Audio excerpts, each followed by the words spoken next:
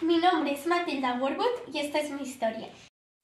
Desde el día en que nací, mis padres se han sentido decepcionados conmigo porque yo no soy lo que ellos querían. Cualquier cosa que yo haga les parece mal. ¿Cuántas veces te tengo que decir que dejes de leer, rata de biblioteca? Y encima me dejas todo por el medio. Venga, al sótano. Desde pequeña me encanta leer, pero desgraciadamente mis padres lo odian. Venga, Matilda, despierta, que hoy vas a ir al cole. Venga, que en 10 minutos nos vamos. Ahora vamos a practicar las multiplicaciones. A ver si sabéis cuándo hace 2 por 1. 2. Muy bien, ¿y 2 por 4? 8.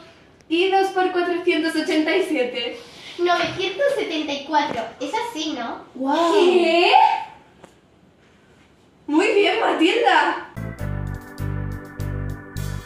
Cuando conozcas a la señora Trunchbull, te vas a quedar de piedra. ¿Pero quién es la señora Trunchbull? Es la directora del colegio y es la persona más malvada del mundo. ¡Aquí viene! Correr.